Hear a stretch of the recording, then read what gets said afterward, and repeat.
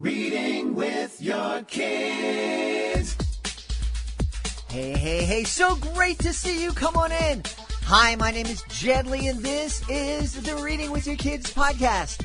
We are coming to you from the beautiful neighborhood of Reedville in the southwest corner of Boston, Massachusetts. We are so delighted that you're part of our beautiful Reading with Your Kids family. Please be sure to subscribe to the show on the iHeartRadio app, on Spotify, Google Podcasts, Apple Podcasts, wherever you find your podcasts. Our guest today is Becky Cummings. She is here to celebrate her beautiful Magic of Me series. Hey, before our guest comes in, we gave a sneak preview of the Solve It for Kids podcast here on Reading with Your Kids, and it was so popular, it's like spun off. It spun off into its own thing. And my buddy, our dean of all things STEM and STEAM, Jennifer Swanson, is here to tell us a little bit about what's going on with this great new podcast. Hey, Jennifer, what's up? Hi, Jed. Oh, I am so excited about our new podcast. We've been getting some great reviews. Everybody wants to find out what's going on and meet and listen to some of our scientists and engineers. We have done how do you map an underwater forest? Yeah. We have done how do you cut a person in half safely, of course. Yep. Mm-hmm. We have talked about improving your connection with water by going on a water walk, and we have watched Vanessa Brantley Newton create illustrations that come to life. I took a water walk with my amazing niece. We had such a great time. I didn't fall into the water, but it was really, really fun. And I love the fact that all of our guests are giving our wonderful listeners challenges, really fun challenges that they can do together as a family. And that's so cool. Hey, tell everybody where they can find Solve It for Kids, because it's not on the Reading with Your Kids podcast. It's its own thing. So please, if you want to keep listening, go over to iTunes and Apple Podcasts and subscribe. And you can download all 4 of the first episodes that we have, plus listen to all the new ones we have coming out. You can also find on Stitcher Radio and, of course, through our website, solveitforkids.com. Jennifer, thanks so much. Thanks for letting me be part of this awesome podcast. Well, we make a great STEM team, don't you think? Absolutely. All right, join us over at solveitforkids.com. Joining us right now from the beautiful state of Florida, she is returning to the Reading with Your Kids podcast to celebrate her beautiful Magic of Me series. Please welcome back to the show, Becky Cummings. Becky, how are you? I'm doing great. Thank you for asking. How are you, Jed? Doing well. It's hot, and then it's cool, and then there's thunderstorms, and then it gets dry, but you lived in New England before, so it's just the typical summer. It looks like I got out just in time, too. You're having more storms up there. We are, but I'm really excited to be able to talk to you, to get my mind off the thunderstorms and all of that, and to find out more. The Magic of Me series, this is a really fun series that you are really growing. I'm excited about it. Tell us what's been going on since your last visit. Sure. Well, the last time I was on, I had released my first picture book called My Magical Words. And then, since then, it's been a little over a year, I've released 3 more books in that series: My Magical Choices, My Magical Dreams, and My Magical Gifts. And pretty soon, this fall, I'll be releasing My Magical Foods. Magical foods. That intrigues me. Being a magician myself, I haven't run into magical foods. I have run into some foods that seem to be doing some magic in my belly sometimes. But tell us, remind us what inspired you to create this series. I was a teacher in a classroom for many years, and then I had a tutoring company, and there's so many things that I wanted to teach the kids, and I just felt there was a lot of missing things in the curriculum, and I decided I would put a lot of this in books down the road so that kids could have access to it. I think that it's assumed many kids will learn these things at home, And not all kids have access to that information. And I wanted to be able to give kids that foundation, that knowledge that they really need while they're young and they're impressionable, so that they could be successful when they were older. So my series is kind of like a self-help series for little kids, picture book style. You know, you bring up a really, really important point, and it's if we learn anything from the pandemic, I really hope we learn this. We've said it on the show before, we're all in the same storm, but we're not all in the same boat. You mentioned that there's a lot of things that people assume kids will learn. And whether we're talking about a unique once in history situation like this pandemic now, or just, what life was like before the virus hit, we don't all grow up in the same boat. We don't face life with the same resources. There are kids out there like my kids who were, came into the world and they had two parents who were college educated and were in their careers, and they had two sets of grandparents who lived nearby who could help out, and big extended families, and a lot of advantages. And then there are other kids that are on the other side of the spectrum who don't have that same kind of support. But still, when kids get to school, the way the systems are set up, it's just assumed that every kid will come in knowing X, Y, and Z. And it's not realistic and it's not fair. Absolutely. I agree. And even, you can't always depend on the school to teach everything that maybe is in kids' best interest as well. I mean, just let me point out the cafeteria lunch for just a moment. I mean, when you look at what kids are eating there, all the packaged and processed foods, I mean, we have research that shows that is not healthy, and our bodies need fresh fruits and vegetables, and that is like medicine to the body. And yet, kids are not having access to these foods all the time at school. And so what are they learning is that they're learning that maybe processed food is okay for me. I mean, they sell it at school, and school is the place to go to. So I think there's a lot of mixed messages, and, I really wanted with my series to give kids that start where they can have that very solid message of what is going to help them be healthy and what is going to help them be happy. Wow. Becky, when I travel around doing my educational magic shows, schools are always very polite to invite me down to their cafeteria to eat, and I always politely say, no, thank you. But because I know what they serve at most schools. But there was one school in Georgia outside of Atlanta, and when I politely declined, my host just smiled and she said, no, I promise you won't be disappointed. And I went down and they had fresh baked tilapia and a salad. I mean, I'm like, wait a minute, this isn't supposed to be in a school. Well, this is what's supposed to be in a school cafeteria. Yes. But I've never experienced that before. Isn't it so sad how it surprises us and we laugh about it? You're right. I'm laughing about it, but we should. It should make us angry. Because, there's a lot of kids who are, a huge number of kids that receive free lunch, which is a wonderful thing. And we're spending millions and millions of dollars on food that's not the best. We're not making wise choices when it comes to how we're spending money to feed our kids in schools. Right. And that affects everything. It affects their ability to learn, and it affects their ability to how they're going to pay attention, and also their health and their immune system. So everything is connected, and it's so important. Yeah.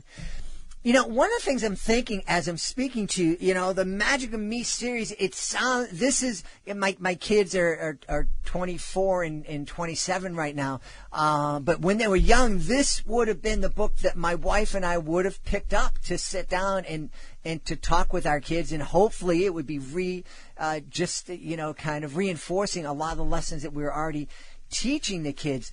I'm wondering, how can we get the word out to the parents, the young parents, the teenagers who are having kids, or the folks who don't have all the support that we have? How can we get the word out to them about this great series so that they can sit down and share some of these lessons that they may not have been taught when they were younger? Well, Jed, this actually kind of started in reverse. My first book I ever wrote was for 8 to 12-year-olds, and it was called The Magic of Me. So it was written on a fourth grade level, because I know that many people in the world, no matter, what kind of schooling they've gone to, a lot of them read at about a fourth grade level. And so I found that this book, it has about 30 chapters. They're about 5-minute reads, and it's everything. It's kind of set up from, taking care of yourself and your own body to your own health, to then your relationships with other people, and then kind of your greater purpose in the world. And I wrote this with the intention that it would be read by parents to their kids, but it would be a learning experience for both. It would be, opening doors and opening conversations. So that was like my heart and soul was poured into that book. And that was kind of the springboard from which the picture book started. I started taking chapters of that book and making them into picture books. So it's my goal really to get my first book out there and more into the world.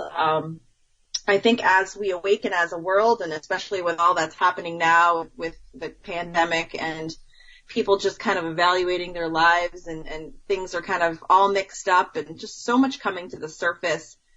People are changing, and they're opening their eyes, and they're questioning things. They're not looking at things maybe the same as they were before. And it's a good time, I think, to introduce new ideas to people, and to maybe show them that, things aren't always as they seem. And it's important to question things and to do your own research and pursue your own truth in any area. You bring up a great point. This difficult time, we're going to get to the other side of this, and we're going to come through this, and we're getting to the other side, and we still have some more time and more work to do to get through it, but we are going to get through it. And, I heard early on, a lot of folks saying, I can't wait till we get back to normal. I'm at the point right now, I'm with you. I'm thinking that this should be like a reset button. Where we sit down and we evaluate what's going on in our lives, what's going on with our families, in our world, our society, and let's try to do things better. Absolutely. I mean, we only think it's normal because that's what we've seen, but what if normal isn't so good? Mm-hmm. What if we could do much better? And I think we're going to. I think we're purging a lot of the bad in our society. We're bringing it out, and we're going to move through it to some better things. I really feel like there's a great awakening happening right now. Yeah. Tell me, what's been the reaction from folks who have read the books that are available already? Very good. They're doing really well. I sell them primarily on Amazon, and eventually I will get my own website up and running to sell on there. But My Magical Words has almost, 700 reviews or so in about a year. And it's usually in the top 1,000 on Amazon. And My Magical Choices is creeping up right behind it. And my other two are doing well, but they're a little newer. So they take a little longer to get out there. But yeah, I've had a lot of teachers that are loving the series. They're using it in their classrooms. They're using it for their, social and emotional curriculum, and really teaching kids in the beginning of the year about the power of their words and speaking positive affirmations over themselves, and how kids can, choose their day, and thinking about our choices that we can make. So I know teachers are loving it, and I've had a lot of parents come up to me and thank me, and I'm reading all the reviews that are written, and I'm just really pleased with the feedback. So I'm going to just keep on keeping. I have a bunch more in my mind that I'd like to get out there in the next 2 years. Yeah. One of the things that I was involved in very early on in my performing career is I created a show called Boss of My Body, and it was all about motivating kids to make healthy choices for their lives. And I was targeting an older audience, so we're talking to kids about saying yes to exercise and healthy foods, and saying no to destructive substances that could hurt them. What are the kind of choices are you talking about to little kids in your book? So each book focuses on a specific area. The first one is just like positive self-talk. So, I am loved, I am smart, because a lot of little kids will say, I can't do it, it's hard, or I'm not good at this, and it starts when they're little. You'll hear some of those things, and it's just like, oh, you're so little, please. Yeah. So it's just teaching them the power of their words, because, words become truth, and so that's what the first book is all about. And the second one goes into the power of our choices, which we have the choice to choose our day, really. We can have a great day and choose joy no matter what the circumstances are. Really, our reaction is key. And so it teaches kids that, you could be all these things you want to be, whether it's calm or patient or, hardworking, but you have to choose that and then take action to do it. And in my book, Dreams, I talk about the power of visualizing. So whatever we have for goals, no matter how big or small, it's really important to have, a vision in your mind and see it. And there's, so many studies done that show us that our mind can be programmed by just picturing something and seeing it as if it already exists, and it will draw it closer to us. We can manifest much faster. So these are big concepts, but I like to take them and break them down for young children, so it's really simple. And then finally, that fourth book that's out right now, which is My Magical Gifts, teaches children about the joy of giving. Because when we give, we open the door to receive. We say to the universe, I am giving, I am abundant. And, we open our own life to receive, and it just brings us so much joy, because that's how we were made. We were made to be giving and loving beings. So it teaches kids different ways they can give, not obviously with just things, but with their words and their actions and a lot of the little things that they can do. Wow. I know, in the cynical part of my mind, I know that there's somebody out there that might be listening saying, okay, Becky's into all this woo-woo stuff. But everything that you said, there is solid science behind all of these lessons that you're talking about. Living gratefully, visualizing, so many studies that show the power of visualization. And if you don't want to believe the scientists, just look at every athlete who will tell you that they sit and visualize themselves performing before they get into a game or a competition. And the power of words. Just teaching a kid that they can't say, I can't, without saying yet at the end of that is just so empowering to kids. And so I love these lessons that you're teaching the kids. Thank you. And yeah, you're right. There is science to back up everything. And I love teaching that piece to the kids too. I'll even show them Dr. Emoto. I don't know if you've heard of him, but he's a really cool scientist that did experiments with water. And he would say words to the water and then freeze it and look at the crystals under a microscope. And when he'd say loving words like you're beautiful, he'd form these amazing crystals that were just gorgeous to look at. But if he would say things like I hate you or play music that had angry words in it, the crystals would be all disformed and asymmetrical, and it was a huge difference. And just, when you show that to kids and you say, look, this is what water does to words, and guess what? You're mostly water. Wow. It really kind of hits home, and it's pretty cool to think of it in different ways. That's, you're blowing me away. I had no idea that research happened. I'm going to have to check that out. That's fascinating. I love the magic, my magical choices message. I know some adults who could really use that message, and to let them know that, yeah, they can choose their day. Just because, things they feel depressed doesn't mean that they have to live that way. It doesn't mean that they have to, just kind of grumble through life. That they can make a choice and to have a better day. Exactly. And even me, I need the reminder myself many days too. We get in kind of our old habits, and we have to say to ourselves, wait a minute, that's a story. I don't have to live that story. I can choose joy. I don't have to be a victim, we can choose what we would like. And that's really a very powerful thing in this world, a gift that we're given, that we really create our own life. And if we don't like what's going on right now in our world and our story, we have the ability to change it with our words and our actions. and our thoughts. So it's pretty cool. Absolutely. Now, this is, you are a teacher. It's obvious. You taught in the classroom. You ran a tutoring company. Now you're creating these really powerful educational books. Did you always know that you wanted to be a teacher?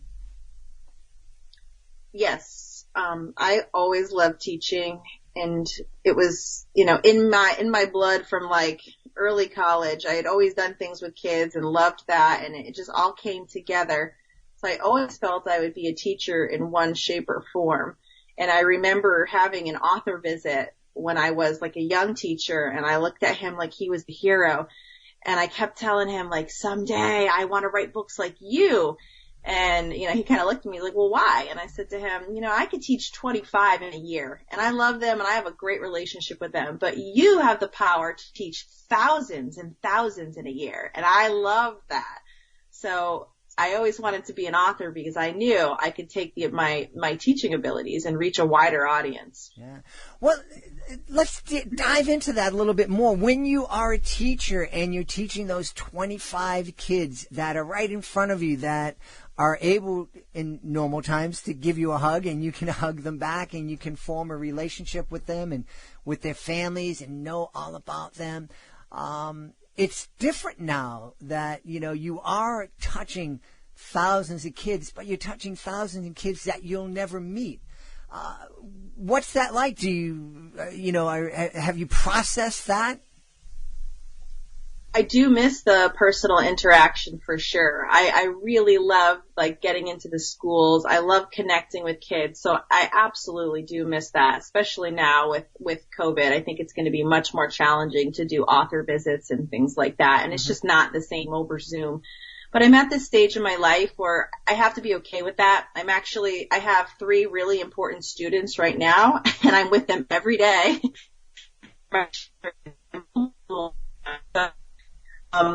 I just have to know that everything's like, a stage in a new chapter. And in this chapter, my kids come, and they're my students, and they're my number one. And down the road, I'm probably get myself back into a classroom in one way or another. Probably not as a teacher, but I'll get in there with the author visits or some kind of program because I love working with the kids. But yeah, that's an amazing, amazing gift to be able to get in there and form a relationship with a group of 25 kids or so for the whole year. It's a beautiful thing. Yeah. Hey, there are a lot of people out there wish they were in your circumstance. They were in a career and they want to do something different, but it's so hard. I've been at this thing and I'm successful, and I've attained a certain level of success, or I put this many years into my pension, and and they just don't have the courage or the ability, or they don't think they can make that switch. What was it about you that gave you the knowledge and empowered you to be able to go and change careers a couple of times? That's a great question. I loved what I did, and it was fun and it was enjoyable, but there was a point where I kind of still felt my soul kind of like restless, like there was something more and I needed to do it. And, even if I wouldn't listen to it for a while, it wouldn't go away. I'd still think about it. It would still come back. And I think, there's signs everywhere, and we're kind of wired to have this purpose in our life. And if we keep feeling a nudge towards it, then you got to answer it at some point. You got to do something. So for me, it was time. It was definitely time. I did a lot of quiet meditation and kind of soul searching where I said to myself, am I really going to give up an entire tutoring company to go write books? And especially when I saw what self-published authors were doing and how hard it was, how hard they said it was. And I decided, you know what? It's in me. I have to do it. I don't want to have this regret. I want to make sure that I finish this piece. And I started just kind of leaning into it. And, we could do anything we want. I always feel like you should dream big and then take some small steps. So for me, it was just starting to write a couple chapters a week. And I did that while I was working my other job. So if people can, if they have sort of this passion, this secret passion or side thing they are interested in, I just recommend start leaning into it and taking a few action steps. It doesn't have to be anything crazy. You don't have to just quit completely and just, unless you want to, but you could start taking some small steps to start putting your feelers out into another area. And that's what I did. I did that, and eventually I was able to quit my other jobs, and I don't know if quit is the right word, but I dissolved my tutoring company, and luckily I had a lot of great teachers working for me, so they just kept going with their students, and I jumped into it. It was risky, and I'll tell you, the first few years at writing, I put in tons of money, and I didn't make really anything back, but I was looking at it in a different lens. I wasn't expecting a quick return. I knew this was really an investment, and that this was, something I had to be patient with, almost like a 401k. You have to keep investing. Mm-hmm. And eventually you will see you will see that compound interest. You will see the fruits of your labor come to pass as time goes on, but you have to be patient and put in the effort first. Yeah, absolutely. Hey, Becky, you mentioned that the Magic of Me series is available on Amazon. You also mentioned that you're working on developing a website. In the meantime, how can folks connect with you online? Sure. Well, I have a website now. I'm working to, like I said, upgrade it with a store, but they could definitely go onto my website, which is www.authorbecummings.com. That's the letter B. And the other place they can check out is Amazon. They can type in my name, Becky Cummings, into the search box, and my books will pop up. I have the Magic of Me series, but I also have a book perfect for Thanksgiving called Gobble Gobble, Mr. Wobble, and a new adoption book that I just released recently. So they can find all my books there as well. Awesome. Oh, and Instagram and Facebook too. Excellent, excellent. And you kind of broke up when you were saying your the website, but the website is authorbecummings.com, correct? Yes, thank Excellent. We've had a great time speaking to the author of the Magic of Me series, Becky Cummings. Becky, thanks so much for being back on the show. Thank you for having me. It's always so much fun to talk to you. Please be sure to join us for the next episode of the Reading with Your Kids podcast. Our guest will be Yobi Q. You're going to love meeting Yobi. She is amazing. We're going to be talking about her book, Our Moon Festival. We'll be talking about diversity and in children's literature. We'll be talking about celebrating diversity in cultures and getting along. It's a lot of fun. And moon pies. We're going to be talking about moon pies, too. Don't miss it. That's the next episode of the Reading with Your Kids podcast. If you are an author of a fantastic children's book, you might want to check out our Reading with Your Kids Certified Great Read program. Our panel of teachers, parents, and kids, if they believe that your book is worthy of 4 or 5 out of 5 stars, it becomes a certified great read. And with that status comes a number of really, really powerful tools that can help set your book apart from all the other books that are published every single month. And there's like tons of books published every single month, and it's hard to break out. We want to help you. Check it out today. Go to our website, readingwithyourkids.com. Click on the Author Services button at the top of the page. You find out all about this great program. I want to thank the folks who made today's show so very wonderful. Of course, I want to thank our guest, Becky Cummings. Be sure to check out the Magic of Me series. Also want to thank my fantastic team, starting with my producer, Fatima Khan. I want to thank my awesome author ambassador, Peggy Cotto. I want to thank my amazing daughter, Alejandra. I want to thank my beautiful wife for all the support she gives me, but most of all, we want to thank you. Thank you so much for taking time to join us today, and as always, thank you so very much for taking the time to make the world a better place by reading with your kids. I'll be looking for you in the next edition of the Reading with Your Kids podcast.